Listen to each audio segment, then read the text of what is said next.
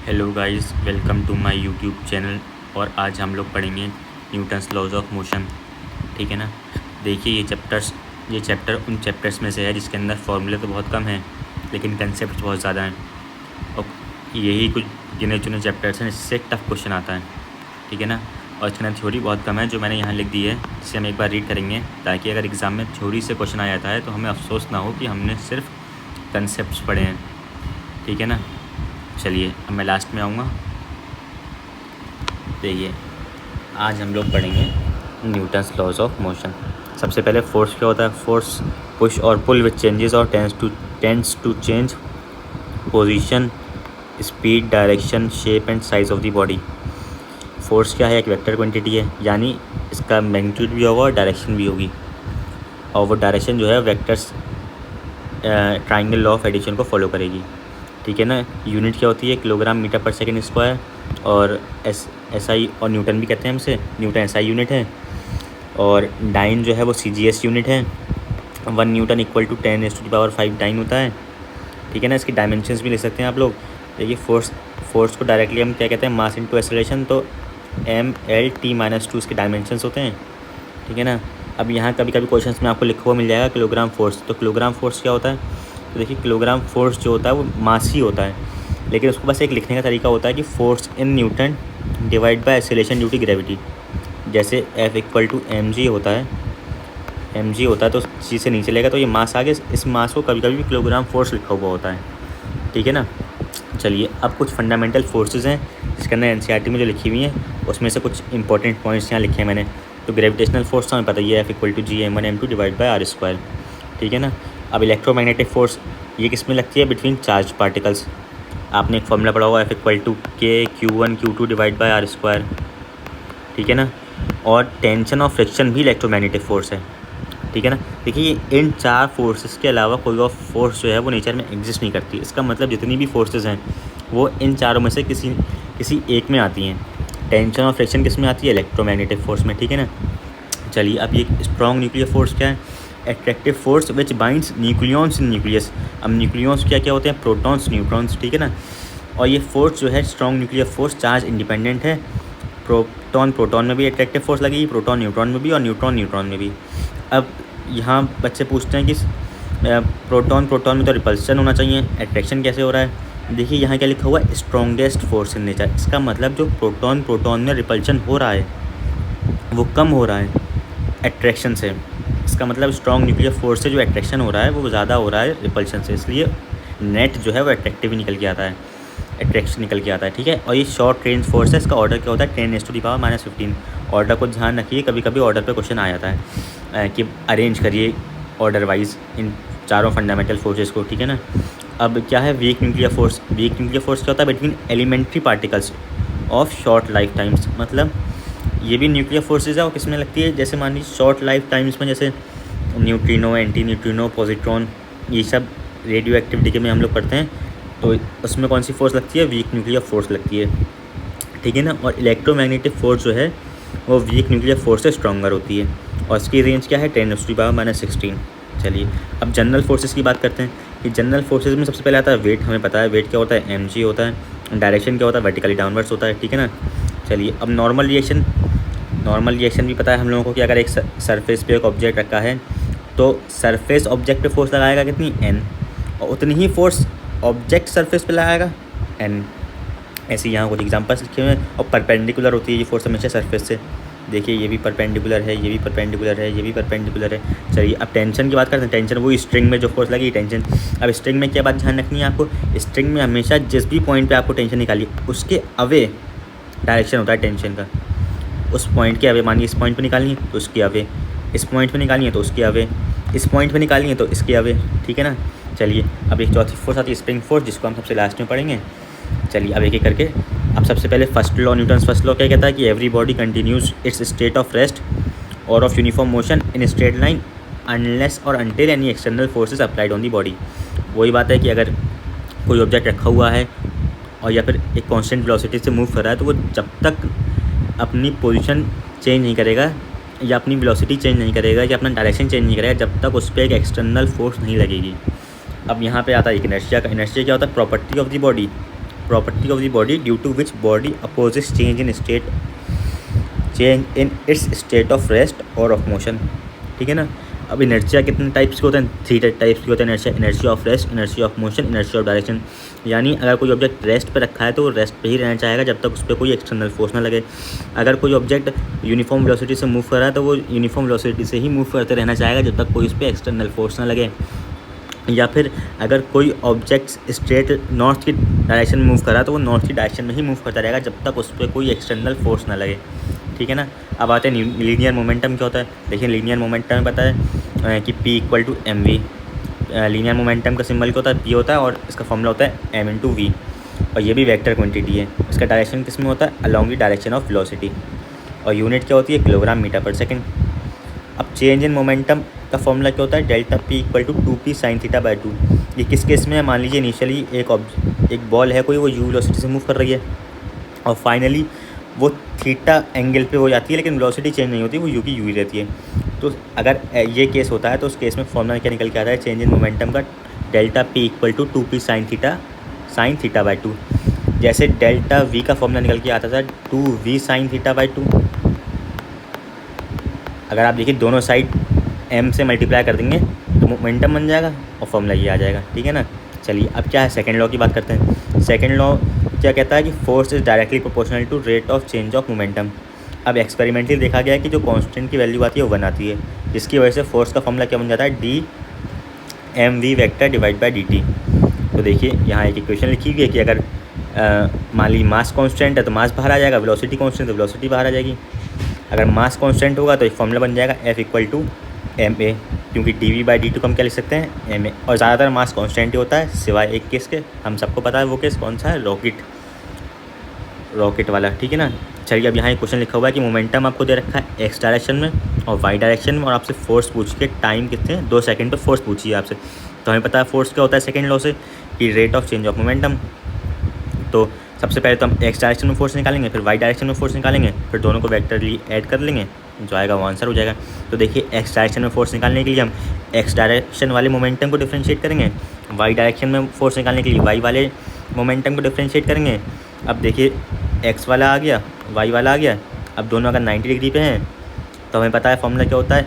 a² + b² + 2ab cos theta होता है ना, रूट होता है इसका ऊपर का। तो cos थीटा की वैल्यू कितनी होगी? 90, और cos 90 की वैल्यू कितनी होगी? 0। तो इसका मतलब 2ab cos थीटा की वैल्यू 0 हो गई। तो डायरेक्टली क्या आ गया? √a² + b² फॉर्मूला हो जाएगा। वैसे हम यहाँ पे पाइथागोरस थ्योरम भी देख सकते हैं कि यहाँ एक ये f वेक्टर जो निकल के आ रहा है वो क्या है? वो हाइपोटेन्यूज है, इसलिए परपेंडिकुलर का स्क्वायर प्लस बेस का स्क्वायर का होल का रूट हो जाएगा। ठीक है ना। चलिए अब यहाँ कौन सा केस दे रखा है कि मान लीजिए एक बॉल है जो m मास की u वेलोसिटी से मूव कर रही है, वो एक दीवार पे टकराई, लेकिन उसकी वेलोसिटी चेंज नहीं हुई, लेकिन डायरेक्शन चेंज हो गया।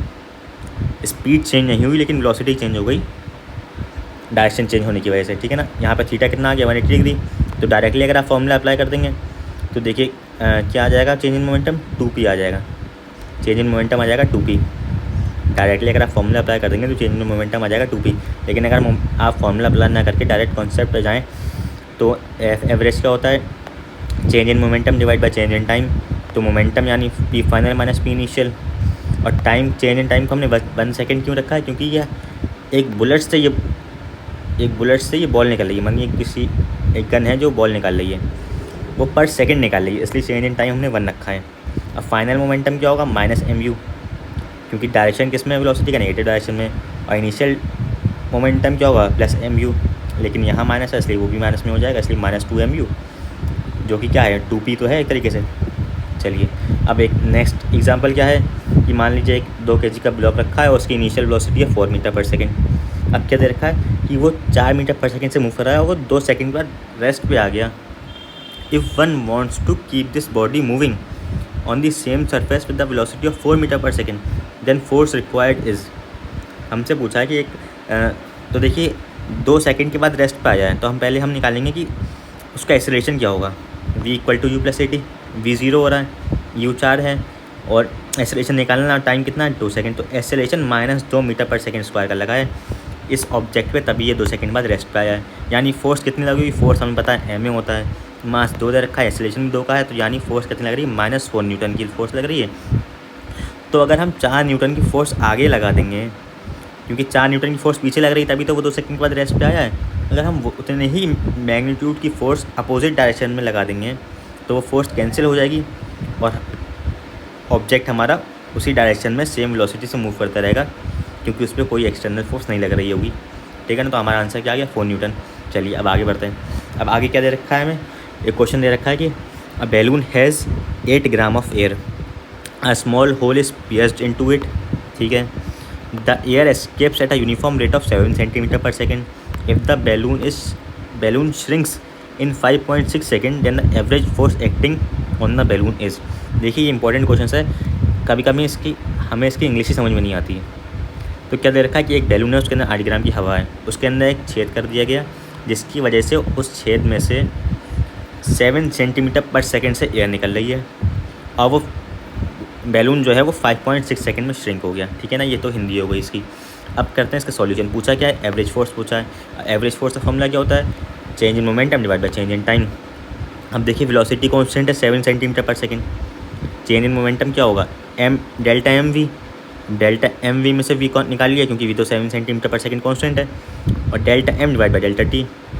अब डेल्टा एम क्या, फाइनली मास कितना हो रहा है 0, क्योंकि श्रिंक हो जा रहा है बैलून, और इनिशियली कितना था 8 ग्राम, तो यहाँ पे 8 आ गया मास में, चेंज इन मास में 8 ग्राम आ गया, और टाइम में कितना आ गया 5.6 सेकेंड, क्योंकि 5.6 सेकेंड्स में तो पूरा श्रिंक हुआ है गुब्बारा। ठीक है ना, तो ये देखिए ग्राम में है और सेकंड में है, और वेलोसिटी भी सेंटीमीटर पर सेकंड में है, इसलिए सीजीएस यूनिट बन रही है ये, इसलिए 10 9 आएगा। आंसर क्या आएगा, 10 9। अगर हम इसको कन्वर्ट करेंगे न्यूटन में तो देखिए 1 न्यूटन इक्वल टू 10⁵ न्यूटन होता है, 1 न्यूटन इक्वल टू 10⁵ डाइन होता है। हमेशा एसआई यूनिट जो होती है वो बड़ी होती है सीजीएस यूनिट से। कभी आप कंफ्यूज हो जाएं कि 10⁻, कहाँ लिखना है, तो आप याद रखिएगा कि हमेशा एसआई यूनिट बड़ी होती है सीजीएस यूनिट से। चलिए अब 1 डाइन कितना हो जाएगा, 10⁻⁻5 न्यूटन, तो 10 डाइन कितना हो जाएगा, 10⁻⁻4 न्यूटन। तो हमारा क्या आंसर आ जाएगा, 10⁻⁻4 न्यूटन। चलिए अब हम फ्री देखिए, इस चैप्टर में बहुत जगह हमें फ्री बॉडी डायग्राम बनाने की ज़रूरत पड़ती है। तो वो फ्री बॉडी डायग्राम कैसे बनाते हैं, मैंने यहाँ एक एग्जांपल लिया हुआ है। 5 kg का ब्लॉक है, इस पर 2 न्यूटन फोर्स नीचे, मतलब ऊपर से नीचे की तरफ लग रही है, 10 न्यूटन फोर्स इधर लग रही है, 20 न्यूटन फोर्स 37 डिग्री पे लग रही है। तो देखिए पहले तो हम इसके कंपोनेंट ले लेंगे 20 न्यूटन वाले के, तो 20 cos 37 यहाँ आ जाएगा और 20 sin 37 यहाँ आ जाएगा। तो इसका अब cos 37 sin 37 कैसे निकालेंगे, तो यहाँ लिखा हुआ नहीं, चलिए मैं लिख दे रहा हूँ।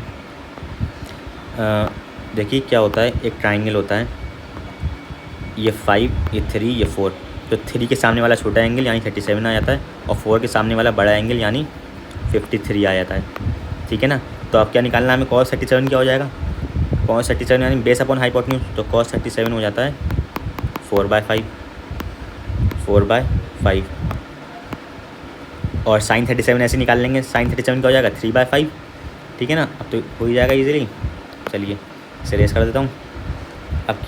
अब क्या है, फ्री बॉडी डायग्राम देख सकते हैं। अब तो इसमें कुछ बचा नहीं फ्री बॉडी डायग्राम में। अब बस जो फोर्स दे रखी है वो हमने मास को दिखा दिया, पॉइंट मास, और जितनी फोर्स लग रही थी वो सब दिखा दी। ठीक है ना, और इस पर हम बस याद रखना है कि इसमें जो फोर्स नहीं भी दिख रही हैं वो भी हमें दिखानी है। जैसे वेट नहीं दिख रहा है इस डायग्राम में, तो वेट भी दिखाना है हमें, नॉर्मल रिएक्शन नहीं दिख रहा है, नॉर्मल रिएक्शन भी दिखाना है। ठीक है ना, चलिए अब हम लोग आगे बढ़ते हैं। अब यहाँ एक क्वेश्चन दे रखा है कि 2 ब्लॉक रखे हैं, 2 kg का और 3 kg का। 2 kg वाले पे 50 न्यूटन फोर्स लग रही है, 3 kg वाले पे 20 न्यूटन फोर्स लग रही है, और नॉर्मल रिएक्शन पूछा है हमसे। तो नॉर्मल रिएक्शन कैसे निकालेंगे, तो देखिए इसमें नेट फोर्स कितनी लग रही है, 30 न्यूटन की लग रही है, 30 न्यूटन की नेट फोर्स लग रही है। अब इस पूरी सिस्टम का एक्सेलरेशन कितना आएगा, पहले हमने वो निकाल लिया, कितना आएगा 6 मीटर पर सेकेंड स्क्वायर, ऐसे हमने निकाल लिया। अब क्या निकालना है हमें, अब हमें नॉर्मल रिएक्शन निकालना है ना, तो हम किसी भी एक ब्लॉक को निकाल लें, उसका FBD बनाएं और नॉर्मल रिएक्शन आ जाएगा। तो हमने किसका बना दिया, 2 kg का FBD बना दिया। तो देखिए 2 kg वाले पे नॉर्मल इस डायरेक्शन में लग रही होगी, और इस पर फोर्स कितनी लग रही है, 50 न्यूटन लग रही है। अब यहाँ पे नॉर्मल और वेट तो दिखाने का मतलब नहीं है, क्योंकि वो दोनों बराबर हो जाएंगे, वो कैंसिल हो जाएंगे। तो हमने बस जो ज़रूरी थी वो फोर्स दिखाई है इस वक्त। तो नॉर्मल और 50 न्यूटन। तो देखिए अब ये ऑब्जेक्ट मूव किस डायरेक्शन में कर रहा है, ये भी अगर हम FBD में कहीं बना दें तो अच्छा रहेगा। तो देखिए ये ऑब्जेक्ट इस डायरेक्शन में मूव कर रहा है 6 मीटर पर सेकेंड स्क्वायर के एक्सेलरेशन से। तो इसका मतलब हमें पता चल रहा है कि ये वाली फोर्स बड़ी होगी इस वाली फोर्स से, तो हम क्या लिखेंगे 50 minus n is equal to 2 into 6 mass into acceleration. इसको सॉल्व करेंगे, नॉर्मलाइजेशन कितना आ गया 38 न्यूटन आ गया। चलिए अब यहाँ पे एक और क्वेश्चन दे रखा है, यहाँ 3 ब्लॉक दे रखे हैं 5 kg 3 kg 2 kg, लेकिन यहाँ कोई भी ब्लॉक मूव नहीं कर रहा, रेस्ट पे है और हमसे नॉर्मलाइजेशन पूछा है यहाँ पे इस पॉइंट पे, ठीक है ना। तो अब यहाँ कैसे निकालेंगे नॉर्मलाइजेशन, तो देखिए इस वाले पॉइंट का अगर हम एफ बनाएंगे तो कैसे बनाएंगे, तो देखिए इस पर कितना 5g फोर्स नीचे लग रही है और इस पॉइंट पर एक नॉर्मल ऊपर लग रहा होगा, बस ये एफ हो गया, नॉर्मल किसके बराबर हो गया 5g के बराबर हो गया, ठीक है ना। इस पॉइंट पे 5 किलोग्राम की वजह से ऐसे लगेगा नॉर्मलाइजेशन और इस पॉइंट पे 5 किलोग्राम पे लगेगा इस डायरेक्शन में। अब हमने ये वाला नॉर्मल क्यों नहीं लिया, क्योंकि ये तो 5 किलोग्राम पे लग रहा है, ये इस पॉइंट पे थोड़ी लग रहा है, इस पॉइंट पे तो 5 किलोग्राम जितना लगाएगा इसके ऊपर वो लिखेंगे ना हम। कुछ बच्चे क्या करेंगे या वो यहाँ पे एक और नॉर्मल दिखा देंगे, लेकिन ये वाला जो नॉर्मल है वो तो 5 kg पे लग रहा है, वो इस पॉइंट थोड़ी लग रहा है, इसलिए हमने ये नहीं दिखाया। इसलिए नॉर्मलाइजेशन किसके बराबर हो जाएगा 5g के बराबर हो जाएगा और यहाँ लिखा हुआ भी और सॉल्व करेंगे हो जाएगा इसलिए। अब मैंने यहाँ 9.8 जानबूझ के लिया है कि हमें 10 रखते रखते इतनी आदत पड़ जाती है कि हम भूल ही जाते हैं कि एक्चुअली 9.8 होती है। तो कभी भी अगर ऑप्शन में चेक करिए कहीं ऐसा तो नहीं कि अगर यहाँ आप मान लीजिए 10 रखते 50 न्यूटन दे रखा होता है, ऑप्शन में 50 न्यूटन भी दे रखा है आंसर और 49 न्यूटन भी दे रखा है, तो आंसर जो है 49 न्यूटन होगा, 50 न्यूटन नहीं होगा। अगर क्वेश्चन में नहीं दे रखा है कि अगर आप 10 मीटर पर सेकंड स्क्वायर रखिए, जब तक आप रखेंगे नहीं आप चेक करिए कि 9.8 से तो आंसर नहीं दे रखा है कहीं, ठीक है ना। चलिए अब इन वाले क्वेश्चन की बात करते हैं। ये क्वेश्चन जो हैं इस क्वेश्चन में अच्छे घूम जाते हैं। चलिए अब इसे कैसे सॉल्व करना है, देखिए एक बॉल रखी हुई है ऐसे वी शेप के सरफेस में, तो पहले तो नॉर्मलाइजेशन लिखेंगे हम, देखिए n1 यहाँ आ गई n2 यहाँ आ गई, ठीक है ना। अब इसके कंपोनेंट्स, अब यहाँ पे एक सर्कल की एक प्रॉपर्टी लग रही है, क्या प्रॉपर्टी लग रही है कि अगर कोई भी टेंजेंट सर्कल से टेंजेंट पास हो रहा है, उस टेंजेंट पे अगर हम रेडियस से लाइन ड्रॉ करेंगे तो वो जो लाइन है वो हमेशा 90 डिग्री के एंगल पे ही होगी। समझे क्या बात कह रहा हूँ मैं, कि सर्कल से कोई टेंजेंट पास हो रहा है, टेंजेंट क्या होता है वो लाइन जो सर्कल से किसी पॉइंट पे पास हो, अगर उस पॉइंट को हम रेडियस से ज्वाइन कर देंगे यानी सेंटर ऑफ सर्कल से ज्वाइन कर देंगे तो जो एंगल बनेगा इन दो लाइनों का वो हमेशा 90 डिग्री होगा, जैसे यहाँ बन रहा है, ठीक है ना। बस अब क्वेश्चन में कुछ नहीं बचा, क्योंकि इसमें दिक्कत कहाँ आती है कंपोनेंट्स लेने में। अब कंपोनेंट्स कैसे लेंगे जब हमें एंगल पता होगा, और ये जो हो क्वेश्चन में गिवन होगा 30 डिग्री, तो देखिए ये 90 हो गया, ये 30 हो गया, तो ये कितना 60 डिग्री बचा ये, क्योंकि एक ट्रायंगल का 180 डिग्री होता है इसीलिए। अब ये 60 डिग्री हो गया तो ये भी 60 डिग्री हो गया, वर्टिकली अपोजिट एंगल्स। अब देखिए ऐसे यहाँ पे भी ये 90 हो जाएगा, ये 30 क्वेश्चन में गिवन है तो ये भी 60 हो जाएगा, अब ये 60 हो जाएगा तो ये भी 60 हो जाएगा, क्यों vertically opposite angle, vertically opposite angles. अब हमें क्या करना है, कुछ नहीं करना है, बस कंपोनेंट्स लेना है। तो n2 cos 60 degree n2 sin 60 degree, ऐसे यहाँ पे ये क्या है n1 है तो n1 cos 60 degree n2 sin 60 degree, बस अब कुछ नहीं बचा। देखिए n1 sin 60 degree n2 sin 60 degree की इक्वल हो रहा है, इसका मतलब क्या है sin 60 डिग्री से sin 60 डिग्री कट जाएगा, n1 इक्वल टू n2 आ जाएगा ऐसी। और फिर अब ये तो इस डायरेक्शन में हो गया हमारा सॉल्यूशन। अब इस डायरेक्शन में क्या हो रहा है, देखिए इस डायरेक्शन में क्या हो रहा है वो यहाँ लिखा हुआ है कि n1 cos 60 degree plus n2 cos 60 degree equal to mg के बराबर हो रहा है। अब ये देखिए n1 और n2 तो बराबर थे, यानी 2n cos 60 डिग्री ले सकते हैं, और cos 60 की वैल्यू कितनी होती है, हाफ होती है। तो बस ऐसे सॉल्व करेंगे, नॉर्मलाइजेशन कितना आ गया 50 न्यूटन। अब इसमें जनरल मिस्टेक यहाँ लिखी हुई है कि कभी कभी हम क्या होता है नॉर्मल छोटा सा बना देते हैं। अब नॉर्मल छोटा सा बनाने की गलती ये होती है कि हमें समझ में नहीं आता कि अब कंपोनेंट्स कहाँ लें, क्योंकि हमें ये एंगल तो पता नहीं है और ये एंगल पता नहीं है तो कंपोनेंट्स कैसे लेंगे। इसलिए हमेशा हम याद रखें कि नॉर्मलाइजेशन थोड़ा बड़ा बनाएं, अपनी सोच को थोड़ी बड़ी करें, या इतना बड़ा भी नहीं तो कम से कम रेडियस तक तो टच कर ही दें, क्योंकि ताकि ट्रायंगल तो कंप्लीट हो ही जाए। अब देखिए अब ये 30 डिग्री हो जाएगा तो ये 60 डिग्री हो जाएगा। अब फिर यहाँ से अगर आप एक और ट्रायंगल बनाएंगे तो ये 90 डिग्री हो जाएगा, तो फिर ये 30 डिग्री आ जाएगा। लेकिन अगर आप इतना छोटा सा बना देंगे जैसे मैंने इस डायरेक्शन बनाया तो आप सोचते रह जाएंगे कि कंपोनेंट्स कैसे लें। अभी मैंने क्या बताया वो चलो मैं एक बार बना के भी दिखा दे रहा हूँ आप लोगों को। चलिए मैंने क्या कहा, मैं कह रहा हूँ कि अगर मान लीजिए आपने इतना छोटा नहीं बनाया, आपने इतना बड़ा बना लिया, नॉर्मल जो है इतना बड़ा बना लिया, तो कैसे करेंगे आप लोग?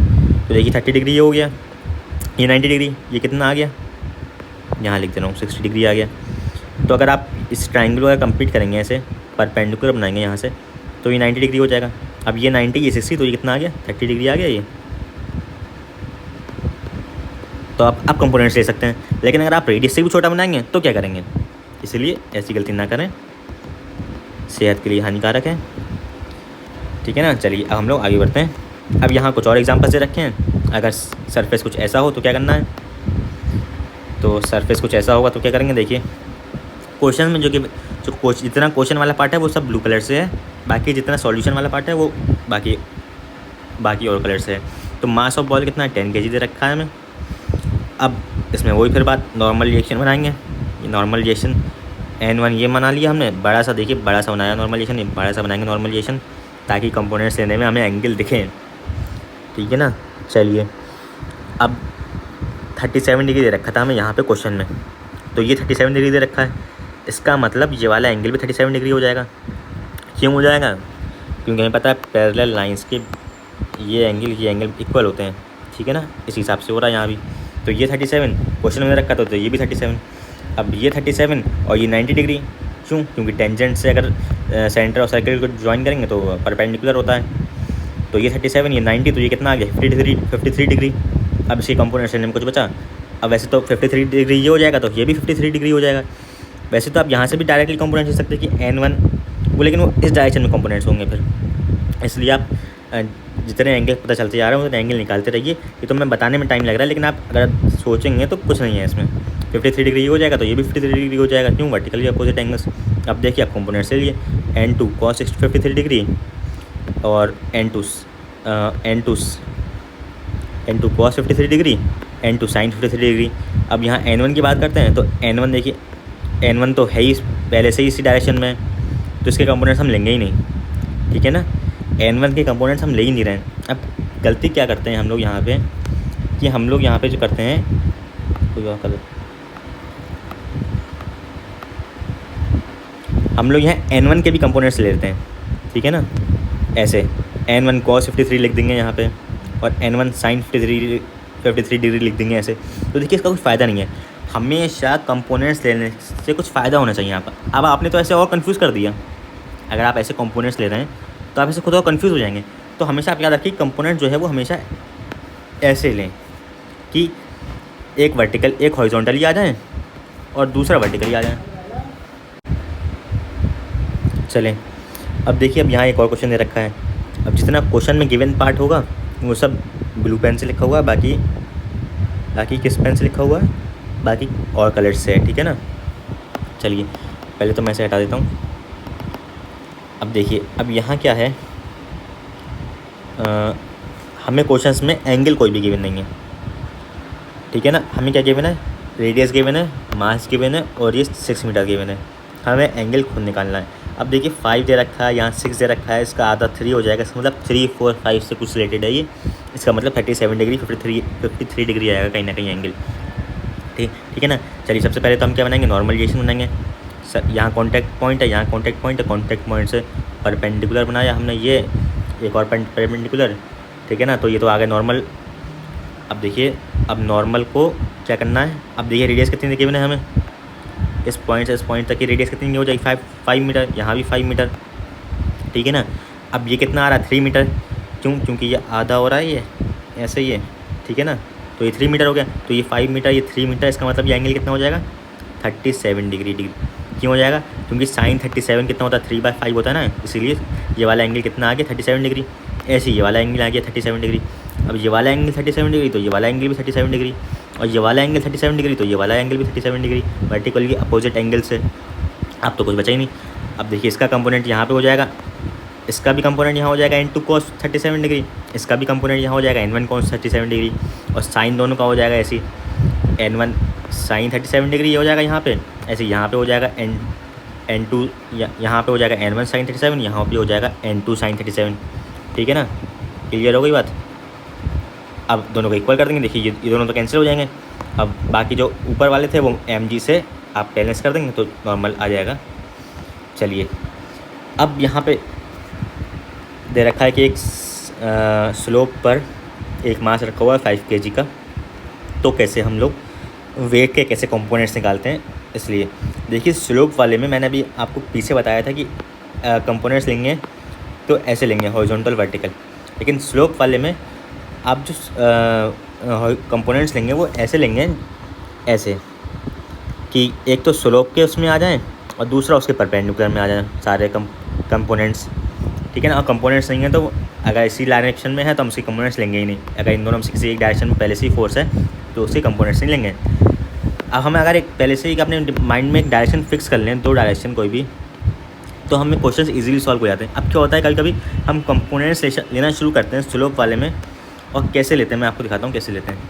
हम लोग क्या करते हैं, कभी कभी मान लीजिए कोई फोर्स रखिए इस डायरेक्शन में, अभी हम लोग पढ़ेंगे कि अगर ये एक्सेलरेशन से मूव कर रहा है, किसी ये पूरा स्लोप जो है किसी एक्सेलरेशन से मूव कर रहा है, तो एक फोर्स आती है इस डायरेक्शन में, तो हम लोग कंपोनेंट्स कैसे लेना शुरू करते हैं कि एक तो इस डायरेक्शन में कंपोनेंट ले लेंगे, एक इस डायरेक्शन में, तो ये तो सही है, ये सही है, इसमें कोई गलती नहीं है। लेकिन गलती मान लीजिए अगर कभी कभी ऐसे होता है कि हम लोग कभी कभी जो कंपोनेंट्स लेते हैं वो ऐसे ले लेते हैं कि एक इस डायरेक्शन में कंपोनेंट आ रहा है और एक इस डायरेक्शन में कंपोनेंट आ रहा है, ठीक है ना। तो ये अब गलत है, ये अब आप कंफ्यूज हो जाएंगे कि कहाँ कैसे सॉल्व करें। तो हमेशा जो कंपोनेंट्स लेंगे वो आप इस डायरेक्शन में लेंगे और एक इस डायरेक्शन में लेंगे, और पहले से अगर इन दोनों में है कोई चीज़ मौजूद तो उसके कंपोनेंट्स नहीं लेंगे फिर, ठीक है ना। जैसे अगर मान लीजिए यहाँ नॉर्मल आती है तो नॉर्मल के कंपोनेंट्स लेने की ज़रूरत नहीं है आपको, नॉर्मल के कंपोनेंट्स आएंगे यहाँ पे तो ज़रूरत नहीं है आपको लेने की, आप कंफ्यूज हो जाएंगे उससे, ठीक है ना। ये गलती मत करिएगा। चलिए अब मैं से थोड़ा हटा दे रहा हूँ, अच्छा ठीक है ना। अब देखिए mg लगता है नीचे, mg कितना हो जाएगा 5 kg का 50 हो जाएगा। अब ये 37 डिग्री दे रखा है, ये 90 है, तो ये कितना हो जाएगा 53 डिग्री। अब 50 cos 53 डिग्री, यहाँ पे 50 cos 53 डिग्री आता है, लेकिन cos 53 डिग्री को हम sin 37 में ले सकते हैं, क्योंकि 37 + 53 90 डिग्री होता है। और इसको हम देखिए cos 30 को हम sin 60 लिख सकते हैं, cos 60 को sin 30 लिख सकते हैं, जिसमें सम 90 डिग्री होता है, उसे हम रिप्लेस कर सकते हैं ऐसे। वैसे अगर आपको ये सही समझ में नहीं आया तो और समझ लीजिए, ये 53 डिग्री आ गया, तो ये कितना डिग्री आ जाएगा 37 डिग्री। कैसे आ जाएगा, क्योंकि ये भी तो परपेंडिकुलर ही है ना, ये इस सरफेस से ये परपेंडिकुलर है, इसलिए अगर ये 53 डिग्री आ रहा है तो ये 37 डिग्री आ जाएगा, क्योंकि इन दोनों का सम कितना होना चाहिए 90 डिग्री होना चाहिए। तो यहाँ पे कितना आ जाएगा 50 cos 37 डिग्री और ये cos 37, तो ये sin 37। अब याद करने के लिए अगर मान लीजिए इतना दिमाग नहीं लगा रहे हैं, वैसे तो ये याद हो जाता है सबको क्वेश्चन करते करते, तो हमेशा याद रखिए कि स्लोप के अलॉन्ग क्या होता है mg sin थीटा, और परपेंडिकुलर कितना होता है mg cos थीटा। थीटा क्या है, एंगल ऑफ स्लोप, ठीक है ना। एंगल ऑफ इंक्लिनेशन भी कह सकते हैं आप लोग, इंक्लिनेशन कहेंगे तो ज़्यादा सही रहेगा। अब यहाँ एक एग्जांपल दे रखा है, इसमें क्या पूछा है, नॉर्मल पूछा है इन दोनों सरफेस के बीच में। तो देखिए 2 kg का एक्सेलरेशन भी g sin थीटा होगा, इस 3 kg का एक्सेलरेशन भी g sin थीटा होगा, एक्सेलरेशन सेम है, नॉर्मलाइजेशन कितना होगा 0 होगा, ठीक है ना। चलिए अब यहाँ पे एक और एग्जांपल दे रखा है कि 10 kg 20 kg 30 kg ब्लॉक रखे हुए हैं, इस पर 60 न्यूटन की फोर्स लग रही है, और T1 और T2 पूछा है हमसे, ठीक है ना। सबसे पहले तो हमने एक्सेलरेशन ऑफ सिस्टम निकाल लिया, net force divide by total mass, acceleration आ गया। एक्सेलरेशन के बाद हमने किसी भी एक ब्लॉक को ले लिया, 10 kg को ले लिया T1 निकालने के लिए। तो देखिए 10 kg पे सिर्फ एक ही फोर्स लग रही है T1, तो इसका FBD तो ऐसे बन जाएगा खाली T1, और इसका एक्सेलरेशन किस डायरेक्शन में, इसी डायरेक्शन में कितना है 1 मीटर पर सेकंड स्क्वायर। इसका मतलब यही फोर्स इतना ही एक्सेलरेशन प्रोड्यूस कर रही होगी, तो इसका T1 = मास इंटू एक्सेलरेशन। T1 कितना आ गया 10 न्यूटन। अब ऐसे ही T2 निकालने के लिए हमने 20 kg का FBD बना दिया, तो 20 kg पे 2 फोर्स लग रही है, T2 इस डायरेक्शन में, T1 इस डायरेक्शन में, और एक्सेलरेशन इस डायरेक्शन में 1 मीटर पर सेकंड स्क्वायर। इसका मतलब इन दोनों का जो नेट है वो ये एक्सेलरेशन प्रोड्यूस कर रहा होगा, यानी T2 - T1 = मास इंटू एक्सेलरेशन, यानी 20 न्यूटन। तो T2 कितना आ गया 30 न्यूटन आ गया। यहाँ पे आप T1 की वैल्यू पुट करेंगे 30 न्यूटन आ जाएगा। चलिए अब यहाँ पे ये पुली सिस्टम दे रखा है, एक क्या दे रखा है पुली सिस्टम में कि यहाँ पे मान लीजिए M2 टंगा हुआ है, यहाँ M1 टंगा हुआ है। हमने मान लिया कि M2 ज़्यादा है M1 कम है, इसलिए ये नीचे जा रहा है ए एक्सेलरेशन से और ये ऊपर जाएगा ए एक्सेलरेशन से। टेंशन T मान ली। तो देखिए यहाँ पे कितनी, इसके लिए हम अगर FBD बनाएंगे तो पहले तो ये वाली इक्वेशन जो है वो इसकी एबिट से लिखी हुई है। तो इस पर m1g नीचे लग रहा है, t ऊपर लग रहा है, एक्सेलरेशन ऊपर डायरेक्शन में लग रहा है, इसका मतलब टेंशन ज़्यादा होगी। तो tension minus m1g equal to m1a। अब ये वाली जो दूसरी वाली इक्वेशन है वो इससे लिखी हुई है, यानी m2g, क्योंकि ये नीचे जा रहा है इसका मतलब m2g बड़ा होगा, तो m2g minus T equal to m2a। अब इन दोनों का हम सॉल्व करेंगे थोड़ा बहुत। यहाँ से टी की वैल्यू निकाली हमने पहली वाली इक्वेशन से, उससे हमने दूसरी वाली इक्वेशन में पुट करा है।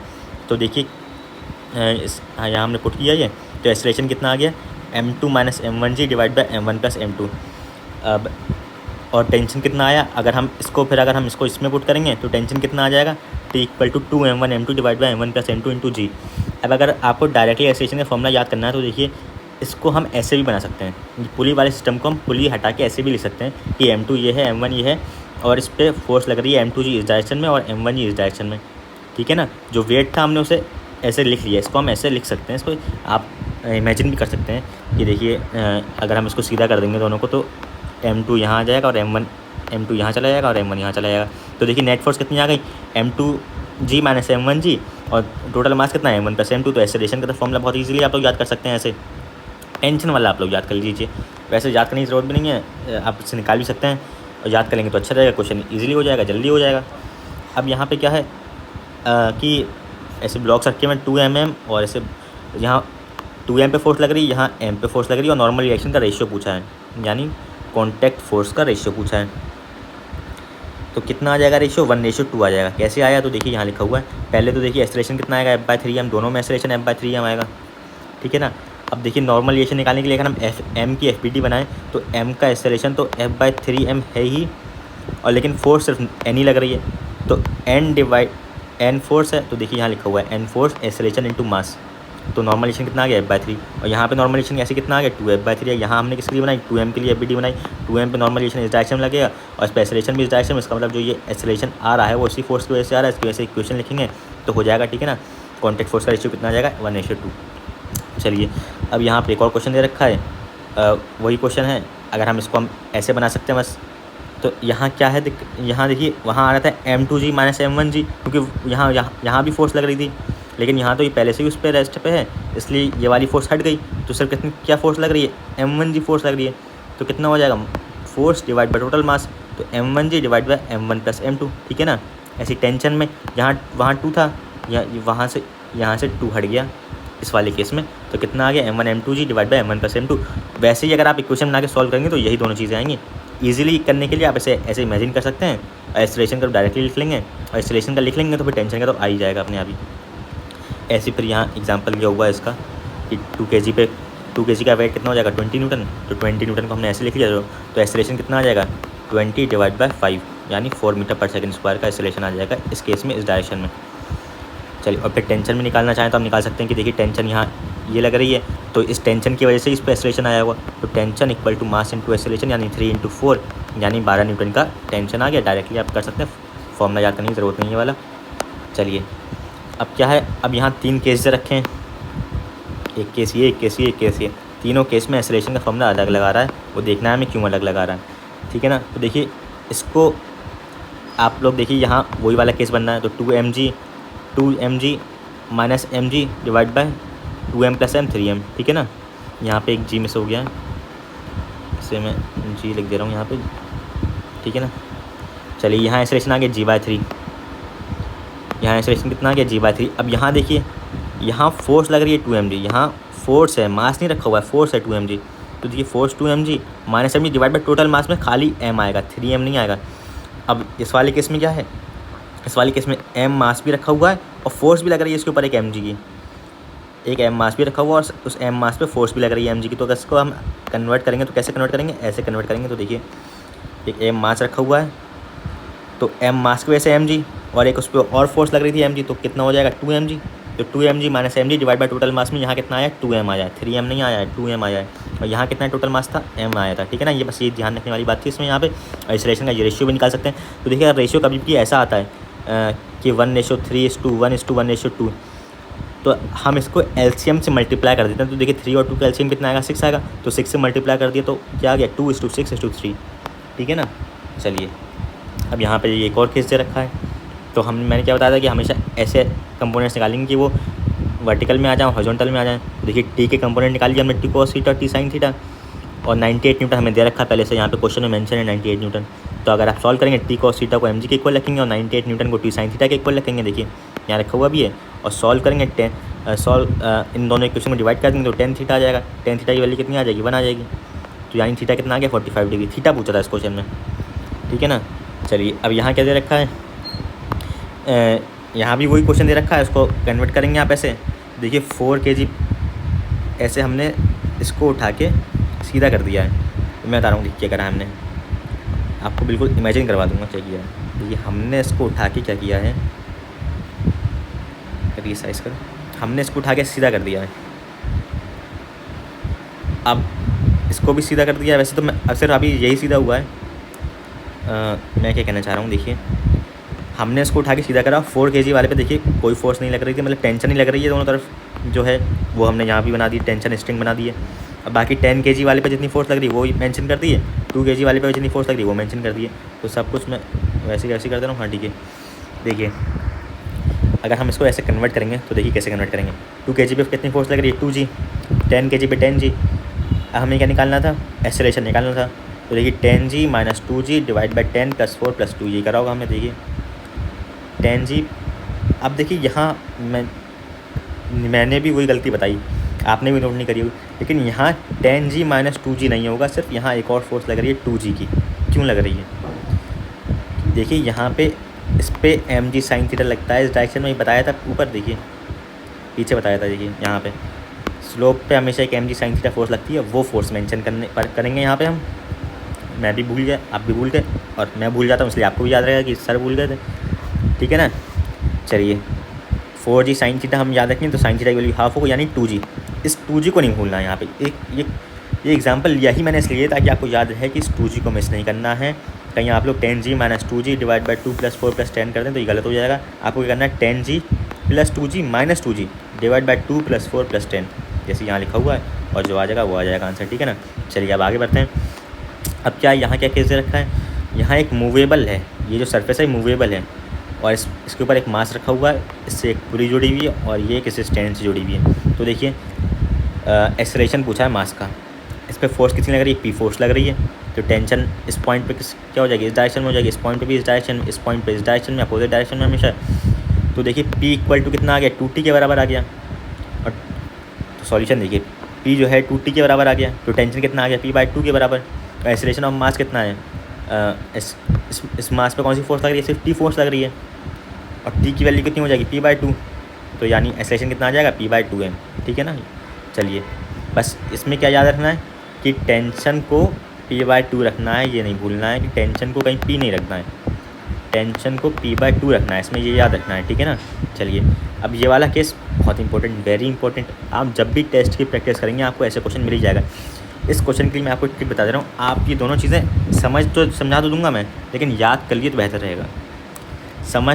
देखिए याद करने से क्या होता है कि समझी हुई चीज़ में आप लोग एग्ज़ाम में स्ट्रेस होता है इतना ज़्यादा, तो कुछ और करके चले जाते हैं। इसलिए समझ तो लीजिए लेकिन याद कर लीजिए साथ साथ। मैं तो आपको ये एडवाइस दूंगा, क्योंकि इसमें बहुत बच्चे अपना जब टेंशन में होते हैं तो कुछ और ही टेंशन लगा के आ जाते हैं और आंसर गलत आ जाता है, ठीक है ना। ऐसा नहीं करना है। तो देखिए सबसे पहले तो आप इस मैन पे फोकस करिए। ये मैन जो है इस पर एक फोर्स लग रही है टेंशन की ऊपर की तरफ, ठीक है ना। और इस मैन के ऊपर ये डिब्बा है, ये भी एक नॉर्मलाइजेशन लगाएगा ऊपर की तरफ, नॉर्मलाइजेशन भी ऊपर आ गई, एक टेंशन भी ऊपर आ गई, ठीक है ना। यहाँ देखिए नॉर्मलाइजेशन भी ऊपर आ गई, टेंशन, और इसका वेट लगेगा नीचे की तरफ, वो आ गया नीचे की तरफ। अब हम इस स्विंग की बात करेंगे, मानिए इस डिब्बे की बात, इस डिब्बे पे भी टेंशन लग रही है ऊपर। अब बच्चे क्या कहते हैं, टेंशन तो ये भी लग रही है। देखिए ये वाली जो टेंशन है वो इस आदमी के हाथ पे है, तो वो उस मैन पे लग रही है। यहाँ हम 2t नहीं लिखेंगे, 2t लिख देंगे, यहाँ गलत हो जाएगा। माना इस डिब्बे से धागा निकल के आ रहा है, डिब्बे से डायग्राम में लग रहा है कि वो, लेकिन यहाँ से ये खाली होगा, ये कुछ ऐसा होगा, यहाँ से ऐसे निकला होगा धागा, वो तो डायग्राम में लग रहा है कि आपको यहाँ ये इस डिब्बे से ये भी टी जुड़ा है, ये भी टी जुड़ा है, तो ये 2t हो जाएगा। नहीं, ऐसा नहीं होगा। तो यहाँ पे सिर्फ देखिए एक टी ये आ गया, और इस एक मैन जो है वो इसमें नॉर्मलाइजेशन लगाएगा, और एक इसका वेट होगा, तो T/mg, ठीक है ना। ये मैन का हो गया, स्विंग का हो गया। मैन के ऊपर नॉर्मलाइजेशन स्विंग लगाएगा ऊपर की तरफ, और स्विंग के ऊपर मैन लगाएगा नॉर्मलाइजेशन नीचे की तरफ, ठीक है ना। तो ऐसे याद रखेंगे आप लोग। चलिए अब कुछ नहीं करना होता, फिर एक्सेलरेशन के हिसाब से फिर हम लोग आगे क्वेश्चन दे रखा है उस तब समझाऊंगा। अभी इस वक्त आप लोग ये याद रखिए कि टी और एम जी तो दोनों में ही है ऊपर नीचे की तरफ, बस मैन में नॉर्मलाइजेशन ऊपर है और स्विंग में नॉर्मलाइजेशन नीचे है। क्यों है तो मैंने आपको बता दिया। चलिए अब यहाँ पे टेंशन निकालना है इस पॉइंट पे। तो इसका क्या होता है, तो देखिए किसी भी रॉड में अगर टेंशन निकालना है उस पॉइंट पे, तो आप देखिए उसके नीचे कितना वज़न लटका हुआ है, उस पॉइंट के नीचे कितना वज़न लटका हुआ, उसकी वजह से देखिए टेंशन हमेशा खिंचाव है, दबाव नहीं है, खिंचाव है। अब खिंचाव किसकी वजह से होता है, जो चीज़ लटकी हुई होती है। दबाव किसकी वजह से होता है, जो ऊपर होता है। तो ऊपर इस पॉइंट तो ये है, इसकी वजह से तो इस पॉइंट पे दबाव होगा, लेकिन खिंचाव टेंशन किसकी वजह से होगा, जो नीचे है मास। तो नीचे मास कितना है, m/l इंटू एल, इसका वेट कितना हो जाएगा, m/l इंटू एल इंटू जी, ठीक है ना। कैपिटल है स्मॉल, समझ गए होंगे आप लोग। अब देखिए अब यहाँ स्मॉल एल ऊपर से दे रखा है, तो हमने क्या देखा था, खिंचाव। खिंचाव यानी नीचे वाले वजन से होगा खिंचाव। तो ये डिस्टेंस कितनी हो जाएगी, एल माइनस वो capital L minus small L हो जाएगा ये। तो यहाँ पे टेंशन आ जाएगी m/l into L minus L into G. ये याद रखना है आपको। टेंशन मतलब खिंचाव, खिंचाव यानी जो नीचे वज़न है। अब नीचे वाला वज़न निकालना है आपको। एल अगर ये वाला दे रखा होगा तो ये एल माइनस एल हो जाएगा, और एल ये दे रखा तो सही है, फिर ठीक है, कोई दिक्कत ही नहीं है। चलिए अब यहाँ भी एक एग्जांपल दे रखा है, इसे आप लोग खुद देख सकते हैं, बहुत बेसिक सा एग्जांपल है, इसमें ऐसा कुछ खास नहीं है। चलिए एक बार मैं बता ही दे रहा हूँ। तो देखिए इस पर फोर्स लग रही है कि एफ डैश ऐसे, तो एक्सेलरेशन कितना आ जाएगा, A=F टोटल मास m+m। अब टेंशन पूछिए हमसे ए बी पे एक्सेलरेशन तो निकाल लिया easily, total net force divide by total मास। अब टेंशन एट बी पॉइंट निकालनी है। सबसे पहले बी पॉइंट पर देखिए, तो ए पॉइंट पे देखिए, पहले आप ए पॉइंट पे टेंशन निकालनी है। अब देखिए इस टेंशन की वजह से ही तो ये इस पूरे पे एक्सेलरेशन इस टेंशन की वजह से ही आ रहा है, और तो कोई फोर्स लग नहीं रही है इस पॉइंट पे। इस पॉइंट पे कोई और फोर्स लग नहीं रही है, सिर्फ टेंशन ही लग रही है। तो यानी जो एक्सेलरेशन आ रहा है F/m+m, वो इसी फोर्स की वजह से आ रहा है। तो इस फोर्स का मैग्नीट्यूड क्या हो जाएगा, एक्सेलरेशन इंटू टोटल मास। अब टोटल मास कितना है इस वाले में, m+m/2। ऐसी बी की तरफ निकाल लेंगे। बी में तो खाली m ही बचेगा मास, ये इतना भी हट जाएगा, ठीक है ना। चलिए अब हम लोग क्या, in massless string tension is same at all points and away from contact point. तो मैं कितनी बार बता चुका कि मास जब तक स्ट्रिंग सेम है मासलेस, तब तक टेंशन सेम रहेगी। और अगर मासलेस नहीं है, मतलब मास फुल है, यानी कुछ मास है उसका, तो टेंशन चेंज हो रही है। जैसे आप देख ही सकते हैं ए पॉइंट पे और बी पॉइंट पे, यहाँ बी पॉइंट पे m से मल्टीप्लाई हो रही है और ए पॉइंट पे m+m/2 से हो रही है, इसका मतलब टेंशन चेंज हो रही है। चलिए अब कभी कभी आप कुछ क्वेश्चंस में आपका जो आंसर आ रहा होगा वो इस फॉर्म में आ रहा होगा, लेकिन ऑप्शन में दे रखा होगा 10 के फॉर्म में। तो देखिए आपको याद रखना है mg sin theta divide by 1 + cos theta होता है mg tan थीटा/2। इसे मैं तो कह रहा हूँ उसे याद कर लीजिए। देखिए इस बार नीट का पेपर टफ आ सकता है, इसलिए कुछ चीज़ें हैं जो आपको याद कर लेनी चाहिए। अब ये कैसे कन्वर्ट हुआ वो देख लीजिए आप। देखो साइन थीटा को हम क्या लिख सकते हैं, 2 sin थीटा/2 इंटू cos थीटा/2। क्यों लिख सकते हैं, क्योंकि एक फॉर्मूला होता है sin 2 theta = 2 sin theta cos theta. यहाँ 2 थीटा की जगह हो गया 2 थीटा/2, तो यहाँ भी थीटा/2 हो जाएगा, यहाँ भी थीटा/2 हो जाएगा, इसलिए ऐसा हो जाएगा। अब एक और फॉर्मूला होता है कि 1 + cos थीटा = 2 cos² थीटा/2। ये कैसे आया, ये ऐसे आया कि cos 2 थीटा का फॉर्मूला होता है cos² theta minus sin² theta. sin² theta को हम रिप्लेस करेंगे 1 - cos² थीटा से। क्यों करेंगे रिप्लेस, क्योंकि sin² theta plus cos² theta जो होता है वो क्या होता है, 1 के बराबर होता है। इसलिए sin² थीटा को अगर हम रिप्लेस करेंगे तो वो किससे रिप्लेस करेंगे, 1 - cos² थीटा से, ठीक है ना। रिप्लेस करा तो क्या आ गया, 2 cos² थीटा -1। अब ये -1 जो है इधर जाके +1 हो जाएगा, इसलिए ये फॉर्मूला आ गया। अब 2 थीटा को यहाँ पे हम 2 × थीटा/2 लिख रहे हैं, इसलिए वो थीटा हो जाएगा, इसलिए यहाँ पे थीटा/2 आ रहा है, ठीक है ना। चलिए अब हम लोग यहाँ पे कुछ लिखा हुआ था कि हमेशा कॉन्टैक्ट पॉइंट जो है वो पॉइंट का और सरफेस का कॉन्टैक्ट है। पॉइंट ये है, सरफेस इस तरफ है, तो टेंशन जो है इस डायरेक्शन में बनेगी, ना कि इस डायरेक्शन में, ठीक है ना। अब ऐसे भी याद रखिए कि एक्सेलरेशन की डायरेक्शन में कोई ना कोई फोर्स आनी है, तो इस केस में टेंशन आई थी। ऐसे एक्सेलरेशन से भी सोच सकते हैं आप लोग। चलिए अब यहाँ पे क्या है, ये एक और क्वेश्चन दे रखा है। हाँ मैं कह रहा था वो पुली वाला, देखिए ये क्वेश्चन की पहले तो आप क्वेश्चन पढ़ लीजिए खुद से कि the following figure represents a internal swing by, क्या दे रखा है कि जब पेंटर जो है स्प्रिंग को खींच रहा है तो उस पर कितनी फोर्स लगा रहा है, 450 न्यूटन की फोर्स लगा रहा है सरफेस पे, यानी नॉर्मल दे रखा है हमें कितना, 450 न्यूटन। वो तो हमें पता ही है कि मैन पे ऊपर लगेगा नॉर्मल, स्विंग पे नीचे लगेगा नॉर्मल, तो 450 न्यूटन दे रखा है नॉर्मल। और पेंटर का वेट कितना दे रखा है, 1000 न्यूटन, और स्विंग का वेट कितना दे रखा है, 250 न्यूटन। अब देखिए कुछ बच्चे क्या करते हैं, उन्हें लगता है कि स्विंग का वेट हमेशा ज़्यादा होगा और जो मैन का वेट है वो हमेशा कम होगा। ऐसा नहीं है, देखिए यहाँ देख सकते हैं आप लोग, स्विंग का वेट कम है और मैन का वेट ज़्यादा है, ठीक है ना। इक्वेशंस लिखेंगे आप लोग, जैसे मैंने बताया अभी आपको पीछे। अब इसमें क्या मिस करते हैं, एक्सेलरेशन मिस कर देते हैं हम लोग। इक्वेशन लिखना शुरू करते हैं तो डायरेक्ट क्या लिखते हैं, 1000 newton equal to 450 plus T, बस एक्सेलरेशन भूल ही जाते हैं। अरे एक्सेलरेशन तो है भैया, तो आप क्या लिखेंगे, 450 plus T minus 1000 equal to 100 A. 100 क्या हो जाएगा, मास। जब एम जी की वैल्यू 1000 है तो एम की वैल्यू 100 हो जाएगी, तो मास इंटू एक्सेलरेशन हो जाएगा, ठीक है ना। समझ रहे हैं ना क्या कहना चाह रहा हूँ मैं। एक्सेलरेशन को नहीं भूलना है, एक्सेलरेशन के हिसाब से इक्वेशन बनानी है। अब यहाँ क्या हो जाएगा, इस वाले स्विंग के केस में टी माइनस 550 क्यों हो गया, क्योंकि देखिए 450 का तो नॉर्मल हो जाएगा और 250 का ये, तो ये 550 किस हिसाब से हो गया, यहाँ लिखा हुआ है क्यों हुआ है। अच्छा ये तो यही है, ये तो यही सॉल्व हो के आ रहा है, ये तो यहाँ कुछ और सॉल्व हो रहा है। देखिए इसकी इक्वेशन यहाँ लिखी हुई है, T minus 450 plus 250 equal to 25 है, ठीक है ना। इसको सॉल्व करेंगे तो देखिए 450 प्लस 250 कितना हो गया, कितना हो गया बताइए। अच्छा ये भी आगे भाई, अभी यहाँ पे ये इक्वेशन काफ़ी है स्विंग से और मैन से ये वाली इक्वेशन काफ़ी है। अब इन दोनों इक्वेशन को हम डिवाइड कर देंगे तो क्या आ जाएगा, इसको करेंगे तो T minus 550 divide by T minus 700, ठीक है ना। टी माइनस 700 यहाँ से आया, टी माइनस 550 यहाँ से आया, ये तो हो गया लेफ्ट हैंड साइड। अब राइट हैंड साइड क्या होगा, 100 ए डिवाइड बाई 25 है, यानी 4 हो गया, ए से ए कट जाएगा, 25 बन जाए, 25 4 100, तो 4 आ गया यहाँ पे। अब इसको सॉल्व करेंगे अगर हम लोग तो टेंशन कितना आ जाएगा, 750 न्यूटन। अब कहीं भी टेंशन की वैल्यू पुट कर दी, यहाँ पुट कर दी, चाहे यहाँ पुट कर दी, एक्सेलरेशन आ जाएगा, ठीक है ना। चलिए अब थर्ड लॉ क्या कहता है, there is equal and opposite reaction for every action, there is equal and opposite reaction for every action. अब देखिए रिएक्शन और एक्शन जो होते हैं हमेशा सेम नेचर के होना चाहिए और डिफरेंट बॉडीज़ को लगना चाहिए। यहाँ एग्जांपल देख सकते हैं आप लोग, एम डी नीचे लग रहा है, स्फीयर पे एम डी ऊपर लग रहा है, नेचर सेम है, बॉडीज़ डिफरेंट है, डायरेक्शन अपोजिट है, और क्या है, मैग्नीट्यूड ऑफ फोर्स इक्वल है। यहाँ भी देख सकते हैं, यहाँ भी देख सकते हैं, दो एग्जांपल दे रखे हैं। चलिए अब क्या है, if F net external is 0 then momentum of body system will be conserved. ये तो इतना इंपॉर्टेंट पॉइंट है कि इस पर कोलिजन वाला चैप्टर इस पॉइंट पे ही पूरा बेस्ड है, ठीक है ना। और लेकिन यहाँ सिर्फ हम लोग गन और ब्लड वाला पढ़ेंगे, गन और ब्लड सिस्टम पढ़ेंगे, तो काइनेटिक एनर्जी को हम लोग P²/2m भी लिख सकते हैं। अब कैसे आता है ये भी बता दे रहा हूँ, चलिए हर छोटी से छोटी चीज़ बता दूंगा मैं आप लोगों को। हाफ mv² होता है फॉर्मूला, अगर हम इसको ऊपर नीचे m से मल्टीप्लाई कर दें तो देखिए कितना हो जाएगा, ये m² हो जाएगा, और m² v² को हम क्या लिख सकते हैं, p² लिख सकते हैं। ऐसे आपको समझ में आ गया होगा। चलिए अब क्या है, काइनेटिक एनर्जी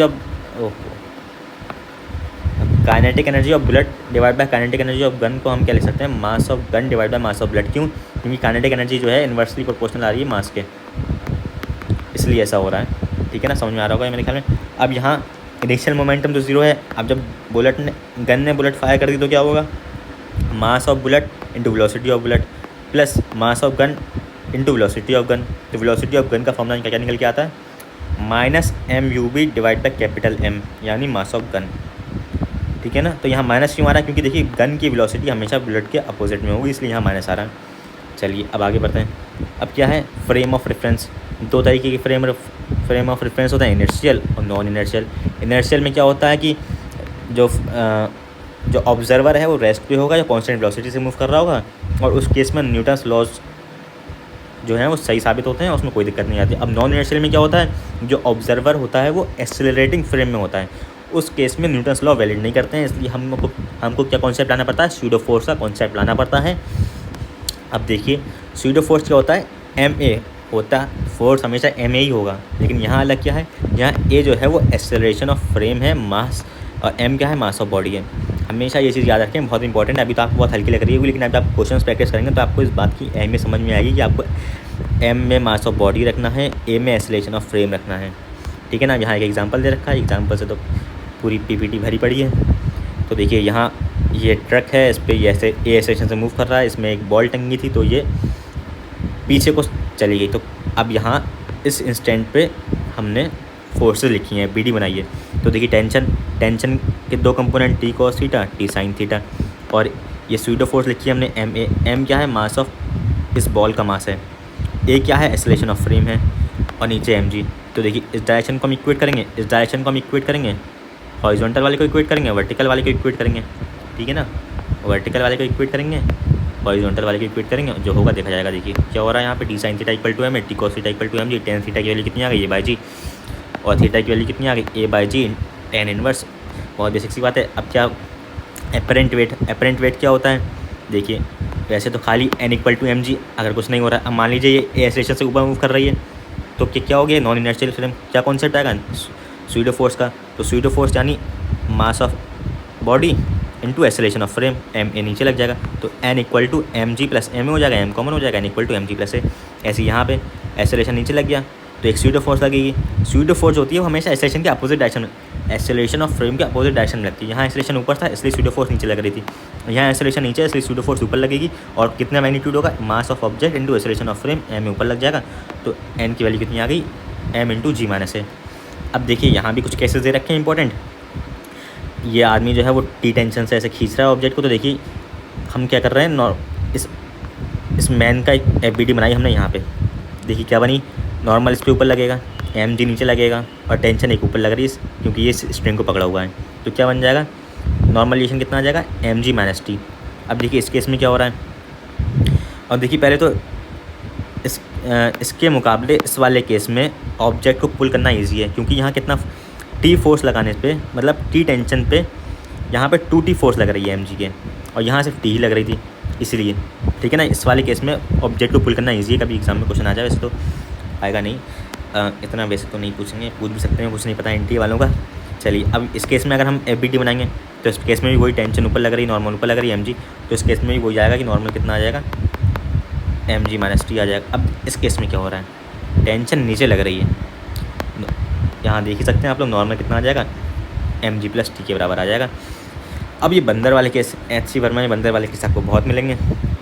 अब उसमें क्या करना है? स्यूडो फोर्स लगानी है, कुछ नहीं करना है, बस देखिए 2 मीटर पर सेकंड से ऊपर जा रहा है तो हम स्यूडो फोर्स लगा देंगे इस बंदर की तरफ, नीचे में 2 मीटर पर सेकंड से नीचे आ रहा है, स्यूडो फोर्स लगा देंगे ऊपर, 1 मीटर पर सेकंड से नीचे आ रहा है, स्यूडो फोर्स लगा देंगे ऊपर। और कितना? मास इंटू एक्सेलरेशन। एक्सेलरेशन तो यहाँ 1 दे रखा तो 1 हो जाएगा, मास कितना? 40 kg, यहाँ मास कितना? 50 kg, तो 50 इंटू 2 लगेगी ऊपर की तरफ। तो देखिए टेंशन एट रिजिड सपोर्ट, यानी यहाँ पे टेंशन, तो यहाँ पे टेंशन देखिए, तो इन तीनों के वजन की वजह से आएगी, कुछ खिंचाव होगा। इस पॉइंट पे कितना खिंचाव है? टेंशन मैंने क्या कहा? खिंचाव।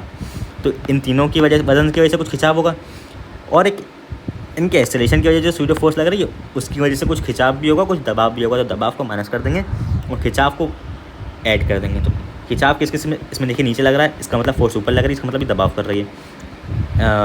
एक्सेलरेशन नीचे, फोर्स ऊपर लग रही है, ये भी दबाव कर रही है। एक्सेलरेशन ऊपर यानी फोर्स नीचे, ये खिंचाव कर रही है, यानी ये ऐड होगी, इनके वज़न ऐड होंगे, उसमें से ये दोनों सब्ट्रैक्ट होंगे, ठीक है ना। देखिए यहाँ इक्वेशन देखिए, टेंशन एंड रिजिड सपोर्ट कितनी है?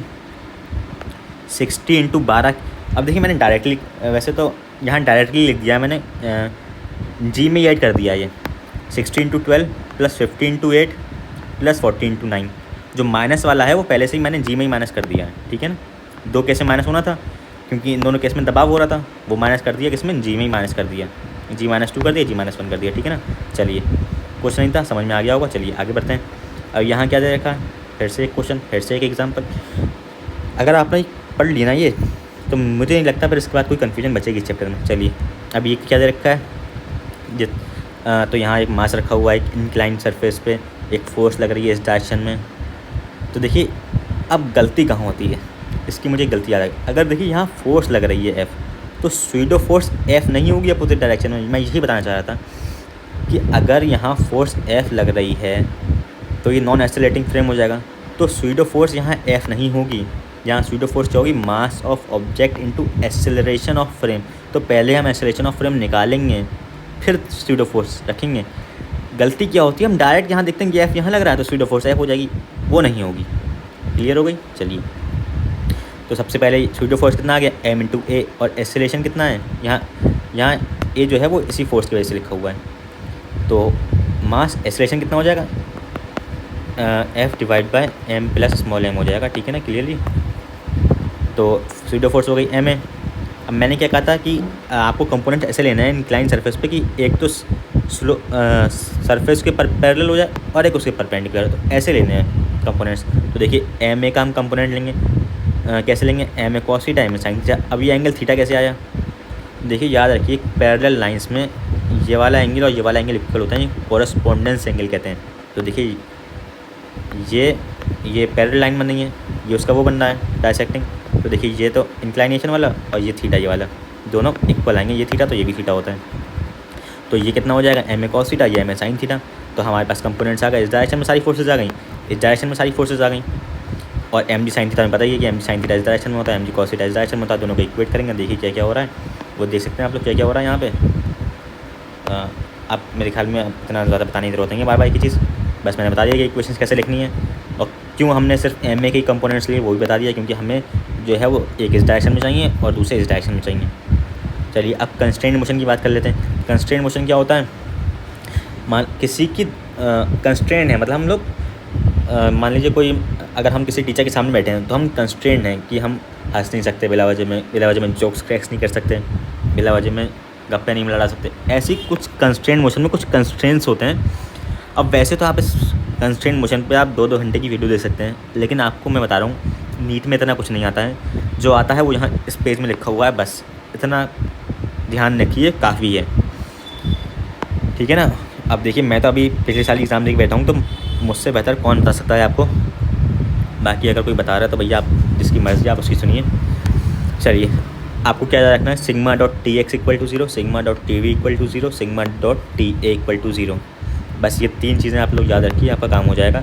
तो उसको हम लोग T1 x1 equal to T2 x2 भी लिख सकते हैं इसको, T1 V1 ऐसी T1 A1 equal T2 equal to A2, ठीक है ना। अब देखिए ये एक कंस्ट्रेंट मोशन का एग्जांपल दे रखा है, ये 4 kg ब्लॉक है, ये 8 kg ब्लॉक है, ये पुली, ठीक है ना, सब कुछ देख लीजिए आप लोग।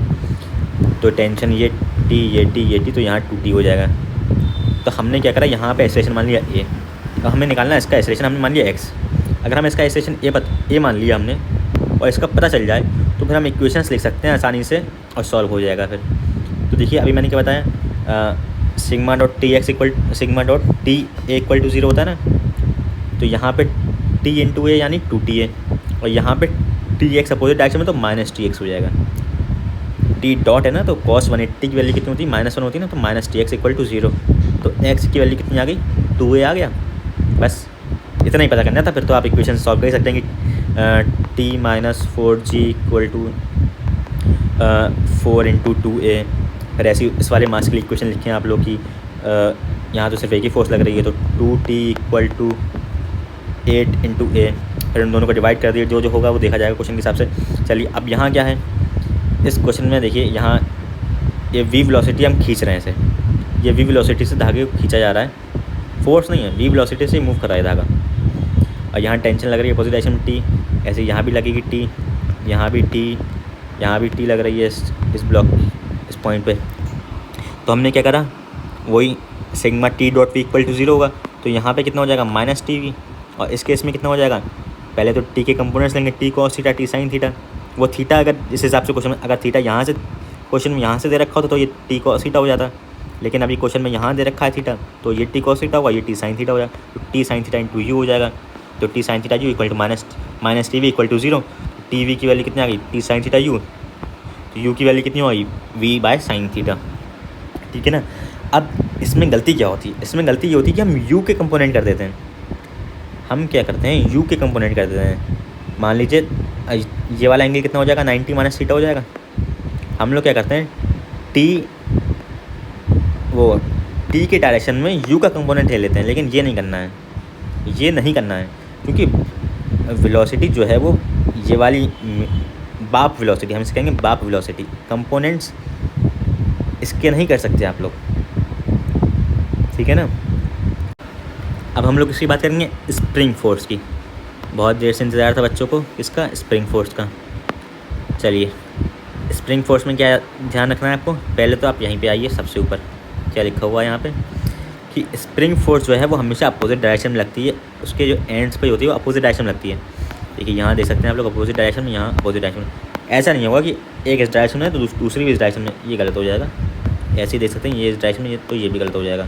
हमेशा ये सही वाले हैं, ठीक है ना। चलिए, और स्प्रिंग फोर्स का फॉर्मूला होता है K इंटू डेल्टा एक्स, यानी एक्स क्या है, change in length of spring. यहाँ देख सकते हैं आप लोग कि एक स्प्रिंग पे एक मास लटका हुआ, हमारे हाथ से रुका हुआ है उसको, तो स्प्रिंग फोर्स 0 हो जाएगा। अगर हमने वो हाथ धीरे धीरे हटा दिया तो एक सिचुएशन पे ऐसा होगा कि रुक जाएगा वो मास आके अपने आप, हाथ हटा दिया अपने आप रुका हुआ है, तो स्प्रिंग फोर्स ऊपर लग रही होगी, mg नीचे लग रहा होगा, तो स्प्रिंग फोर्स mg के बराबर हो जाएगा।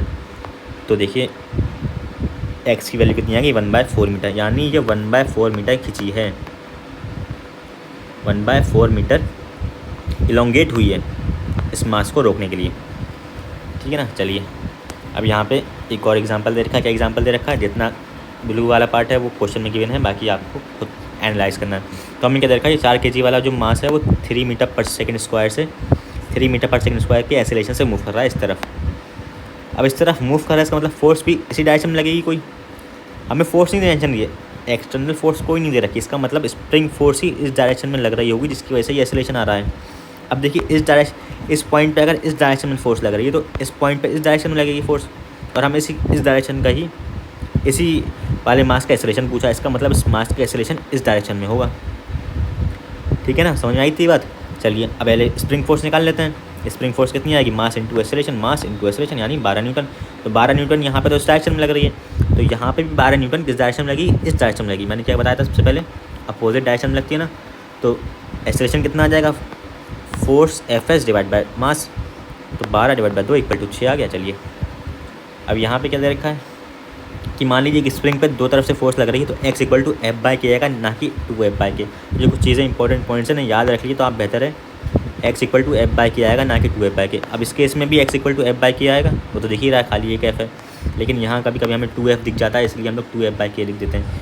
अब यहाँ क्या है, यहाँ mg Fs equal to mg आएगा, या फिर x इक्वल टू mg/K आएगा खाली, ना कि 2mg/K आएगा, x इक्वल टू, वरना Fs तो mg आएगा, ना कि 2mg आएगा। चलिए, अब यहाँ क्या दे रखा है, यहाँ हमें एक एक्सटर्नल फोर्स भी दे रखी है और एक्सेलरेशन भी दे रखा है 12 मीटर पर सेकंड स्क्वायर का। तो सबसे पहले तो हम इस 200 न्यूटन की वजह से निकालते हैं कितना एक्सेलरेशन होगा एक्चुअली।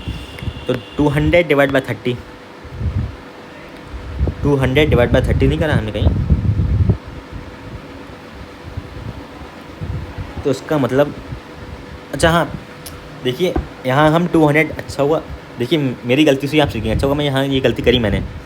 अब मुझे एक और पॉइंट याद आ गया बताने के लिए कि आप system net force divide by total मास जब तक नहीं कर सकते जब तक सिस्टम का एक्सेलरेशन सेम नहीं है। यहाँ देखिए हमने 200/30 इसलिए नहीं करेंगे क्योंकि इन दोनों का एक्सेलरेशन सेम नहीं आएगा, इसलिए हम यहाँ 200/30 नहीं कर सकते हैं, ठीक है ना। ये इंपॉर्टेंट पॉइंट है, इसे याद रखिएगा आप लोग। तो सबसे पहले तो हम यहाँ इस वाले ब्लॉक पे जितना जो इन्फॉर्मेशन दे रखी है उसी देखते हैं। हमें क्या दे रखा है, 10 kg ब्लॉक जो है वो 12 मीटर पर सेकंड स्क्वायर से मूव कर रहा है इस डायरेक्शन में। इसका मतलब इस ब्लॉक पे तो सिर्फ स्प्रिंग फोर्स ही लगेगी, कोई और फोर्स तो दे नहीं रखी है एक्सटर्नल, जिसकी वजह से 12 मीटर पर सेकंड स्क्वायर का एक्सेलरेशन आएगा। इसका मतलब स्प्रिंग फोर्स की वजह से ही आ रहा है। तो स्प्रिंग फोर्स कितनी आ गई, 10 × 12 यानी 120, मास इंटू एक्सेलरेशन यानी 120 न्यूटन। अब इस ब्लॉक पे अगर इस डायरेक्शन में लग रही है तो इस ब्लॉक पे इस डायरेक्शन में लगेगी, तो इस ब्लॉक पे स्प्रिंग फोर्स कितनी लग रही है, 120 न्यूटन, और 200 न्यूटन एक्सटर्नल लग रही है, यानी नेट कितनी फोर्स आ गई, 80 न्यूटन लग रही है नेट इस पे इस डायरेक्शन में। तो एक्सेलरेशन कितना आएगा, 80/20, तो कितना आ जाएगा, 4 मीटर पर सेकंड स्क्वायर का एक्सेलरेशन आ जाएगा। यहाँ 200/30 नहीं करेंगे, और कर भी देंगे तो उसका मतलब आपका दोनों का एक्सेलरेशन आप सेम मान दें, जो कि नहीं है, क्योंकि क्वेश्चन में दे रखा है, एक का दे रखा है दूसरे का पूछा है, इसका मतलब सेम नहीं है, इसलिए ये गलती नहीं करेंगे। बहुत ही गलती करेंगे तो ये आप बहुत बड़ी गलती है ये। यहाँ भी फिर वही केस, अब यहाँ क्या दे रखा है, 12 मीटर पर सेकंड स्क्वायर का एक्सेलरेशन इस डायरेक्शन में दे रखा है, वहाँ क्या दे रखा था, इस डायरेक्शन में दे रखा था, यहाँ वहाँ इस डायरेक्शन में दे रखा था, इसीलिए हमने स्प्रिंग फोर्स इस डायरेक्शन में मानी थी। यहाँ इस डायरेक्शन में एक्सेलरेशन दे रखा है, इसका मतलब स्प्रिंग फोर्स किस डायरेक्शन में लग रही होगी, इस डायरेक्शन में लग रही होगी। तो अपोजिट साइड किस डायरेक्शन में लगी, इस वाले के अपोजिट डायरेक्शन में, यानी इस डायरेक्शन में, यानी अब ये 200 में प्लस होगी स्प्रिंग फोर्स, पहले तो माइनस हो रही थी अब प्लस होगी, ठीक है ना। तो देखिए स्प्रिंग फोर्स के लिए 120 न्यूटन, लेकिन अब यहाँ ऐड हो जाएगी 200 + 120 यानी 320 डिवाइड बाई 20, 320 डिवाइड बाई 20 होगा, यानी 16 मीटर पर सेकंड स्क्वायर आ जाएगा। ठीक है ना, समझे आप कि स्प्रिंग फोर्स एक्सेलरेशन डिसाइड करेगा स्प्रिंग फोर्स का डायरेक्शन, और एक एंड का स्प्रिंग फोर्स का डायरेक्शन दूसरे एंड का स्प्रिंग फोर्स का डायरेक्शन डिटरमाइन करेगा, जिसकी वजह से फिर हम सॉल्व करेंगे। अब स्प्रिंग बैलेंस की बात करते हैं। स्प्रिंग बैलेंस कुछ ऐसा दिखाई देता है। इसकी रीडिंग अगर केजी में ऑप्शन में अगर केजी में दे रखे हैं आंसर, तो रीडिंग को आप टी/जी मानेंगे। अगर ऑप्शन में न्यूटन में दे रखे हैं तो रीडिंग को आप टेंशन के बराबर ही मानेंगे। टेंशन यानी ये इस मास पे देखिए टेंशन एक ऊपर लग रही है, किस पॉइंट पे नीचे लग रही है, तो ये टेंशन जो है वो स्प्रिंग फोर्स के बराबर हो जाती है, इसलिए टेंशन लिखा होगा, रीडिंग टेंशन के बराबर हो जाएगी। अगर न्यूटन में होगा वरना केजी में होगा तो टी/जी के बराबर हो जाएगी। चलिए अब यहाँ पे अगर क्या दे रखा है, एग्जांपल दे रखा है कि एक मास है, उसमें 2 स्प्रिंग लगी हुई हैं और पूछा है S1 और S2 की रीडिंग बताओ। तो देखिए रीडिंग जो है दोनों की सेम रहेगी, क्योंकि यहाँ भी टेंशन टी है और यहाँ भी टेंशन टी ही है। इस डायरेक्शन अपोजिट डायरेक्शन में भी, इस डायरेक्शन में टेंशन टी ही है दोनों में, इसलिए S1 और S2 की रीडिंग सेम आएगी। बस इतना ध्यान रखिए आप लोग। अब इस केस की बात करते हैं। अब क्या दे रखा है, ये कुछ ये केस दे रखा है, तो हमें टेंशन क्या, तो हमें पता ही है फॉर्मूला क्या होता है, T = 2m1 m2 divide by क्या होता है m1 + m2 इंटू जी। ये टेंशन का हो गया। तो Fs की वैल्यू कितनी आ गई, 2T के बराबर, क्योंकि दिख ही रहा है हमें साफ साफ, यहाँ भी T ये भी T, तो ये 2T हो जाएगा। अब ये 2T तो किसके बराबर हो जाएगा, स्प्रिंग फोर्स के बराबर हो जाएगा। स्प्रिंग फोर्स को हम kx के बराबर ले सकते हैं। k की वैल्यू 200 दे रखी है, 200 इंटू 2T। अब क्वेश्चन के हिसाब से आप लोग सॉल्व कर लेंगे, m1 m2 की वैल्यू दे रखी होगी, अब हो जाएगा सॉल्व इजीली। चलिए अब किसकी बात करते हैं, कॉम्बिनेशन ऑफ स्प्रिंग की बात करते हैं। 2 तरह की कॉम्बिनेशन होते हैं हर केस में, सीरीज और पैरेलल। रेजिस्टेंस से लेके कैपेसिटर से लेके हम लोग किस पे आ गए, स्प्रिंग पे आ गए। और लेकिन पढ़ क्या रहे हैं, सीरीज और पैरेलल, बस वो भी हमने 9th में वही पढ़ा। अब लेकिन 9th में किसका पढ़ा था हमने, रजिस्टर का, लेकिन यहाँ किसका पढ़ा है, स्प्रिंग का। देखिए फॉर्मूले पे ध्यान दीजिए पहले आप लोग, बाकी तो अभी समझा रहा हूँ कि फॉर्मूले में जो है जैसे कैपेसिटर में रजिस्टर का उल्टा हो रहा था, वैसे ही सीरीज स्प्रिंग में भी स्प्रिंग में भी रजिस्टर का उल्टा होता है। सीरीज़ वाले में पैरेलल वाला फॉर्मूला, पैरेलल वाले में सीरीज़ वाला फॉर्मूला। ठीक है ना। चलिए अब कैसे आता है फॉर्मूला, देखिए सीरीज़ कॉम्बिनेशन में क्या होता है, फोर्स तो सेम रहती है लेकिन इलोंगेशन डिफरेंट हो जाता है। किसी में कुछ होगा, किसी में x1 होगा तो किसी में x2 होगा। ठीक है ना। चलिए इसका मतलब x = x1 + x2। x को हमने क्या मान लिया, force divide bye k equivalent. Force same रहती है, ये बात याद रखिएगा आप लोग सीरीज़ में। तो x को हमने x1 को क्या लिख दिया, f divide by k1, x2 को क्या लिख दिया, f divide by k2। Formula आ गया। ठीक है ना। और इसको सिंप्लीफाई कर लिए तो ऐसा हो जाता है। पैरेलल में क्या होता है, फोर्स डिफरेंट होती है लेकिन x सेम होता है। ठीक है ना। ऐसे अगर आप लोग पैरेलल वाला डायग्राम आपको याद है तो आपको खुद समझ में आएगा कि हाँ अगर खींचेगा तो ये दोनों सेम ही तो खींचेंगी, क्योंकि दोनों जुड़ी हुई हैं ना किसी उससे, सॉलिड सरफेस से, इसलिए जब खींचेंगी तो सेम ही तो इलांगेट होंगी, इसलिए x सेम रहता है। और आपको याद रहेगा कि पैरेलल में x सेम रहता है, तो फिर आप याद ही कर लेंगे कि फिर सीरीज़ में x डिफरेंट होगा। पैरेलल में x सेम, सीरीज़ में x डिफरेंट। ठीक है। अब यहाँ क्या डिफरेंट है, फोर्स डिफरेंट है, F = F1 + F2 जो k इक्विवेलेंट है। ठीक है ना। आ गया फॉर्मूला। चलिए कभी कभी बोर्ड्स में पूछ लेते हैं डेरिवेशन होता है, इसलिए मैंने बता दिया, वरना तो कुछ खास इंपॉर्टेंट है नहीं। डेरिवेशन कंसेप्ट के लिए इंपॉर्टेंट है, कभी कभी कुछ झोल मोल कर दें तो आप लोग ध्यान रहे आपको। चलिए अब ये कुछ केस दे रखे हैं इक्विवेलेंट। अब देखिए ये दोनों पैरेलल में और इन दोनों पैरेलल के सीरीज़ में, तो पैरेलल में कितना हो जाएगा, ये k + 2 के 3k into 6k divide by 3k + 6k यानी 9k। तो आगे कितना k इक्विवेलेंट कितना आ गया, 2k आ गया। अब देखिए ये वाला इंपॉर्टेंट केस है, ये दोनों पैरेलल में दिख रहा है, इन दोनों पैरेलल के ये सीरीज़ में है। ऐसा कुछ बच्चे सोचते हैं कि इन दोनों पैरेलल के ये सीरीज़ में है, जैसा यहाँ सोच रहे थे वैसे यहाँ सोचने लगते हैं, लेकिन ये ऐसा नहीं है। इन दोनों पैरेलल के ये भी पैरेलल में है, यानी 2k + 6k करते हैं, आपको डायरेक्ट आंसर आ जाएगा, यानी 9k आ जाएगा आंसर। अब किसकी बात करते हैं, कटिंग ऑफ स्प्रिंग्स की बात करते हैं। कटिंग ऑफ स्प्रिंग, तो देखिए अगर मान लीजिए स्प्रिंग कॉन्स्टेंट कितना है, k है, l लेंथ है, तो अगर आप लोग इसको कट करेंगे L1 और L2 में तो k भी चेंज हो जाएगा, स्प्रिंग कॉन्स्टेंट भी चेंज हो जाएगा, k1 और k2 हो जाएगा। लेकिन k1 L1 k2 L2 = kl होगा, ये हमेशा इक्वल होगा, यानी k इंटू l का प्रोडक्ट जो होता है वो कांस्टेंट होता है। ठीक है ना। ये बात आप याद रखें तो बेहतर रहेगा। और k is inversely proportional to l होता है। इसका एग्जांपल यहाँ लिखा हुआ है। अगर मान लीजिए एक स्प्रिंग है जिसका स्प्रिंग कांस्टेंट k है और लेंथ 3l है, इसको हमने काट दिया l और k1 में, मतलब k1 में हमने मान ली उसका स्प्रिंग कांस्टेंट, और एक 2l उसका स्प्रिंग कांस्टेंट हमने मान लिया K2। तो देखिए यहाँ लेंथ 3 गुना कम हो रही है, तो स्प्रिंग कांस्टेंट 3 गुना बढ़ जाएगा, ऐसा सोच सकते हैं आप लोग। वरना आप लोग डायरेक्ट फॉर्मूले से भी कर सकते हैं कि K × L = K × L। तो K1 कितना आ गया 3 के बराबर, 3K के बराबर, और K2 कितना आ गया 3K/2 के बराबर आ गया। चलिए अब यहाँ कुछ और एक क्वेश्चन दे रखे हैं। अब देखिए ये क्वेश्चन क्यों दे रखे हैं, ये क्वेश्चन इसलिए दे रखे हैं आपको एक चीज़ बताने के लिए कि कट करते ही टेंशन हमेशा ज़ीरो हो जाती है। स्ट्रिंग कट करते ही टेंशन हमेशा ज़ीरो हो जाती है, लेकिन स्प्रिंग फोर्स ज़ीरो नहीं होती है। स्प्रिंग फोर्स जो है वो इंस्टेंटली ज़ीरो नहीं होती है। टेंशन फोर्स तो इंस्टेंटली ज़ीरो, जैसे ही आपने काट दिया वैसे ही टेंशन फोर्स ज़ीरो हो जाती है कटिंग एंड पे, लेकिन स्प्रिंग फोर्स ज़ीरो नहीं होती है, वो उतनी ही रहती है उस इंस्टेंट पे। तो हमने मान लीजिए ये 3 kg, ये 3 kg, ये 2 kg, और हमने यहाँ से स्प्रिंग को काट दिया। तो देखिए अब 2 kg का वो देखिए आप लोग FPT, मैंने क्या बताया, काटते ही टेंशन ज़ीरो हो गई, लेकिन 2G जो फोर्स नीचे लग रहा था वेट की वजह से वो तो लगता रहा।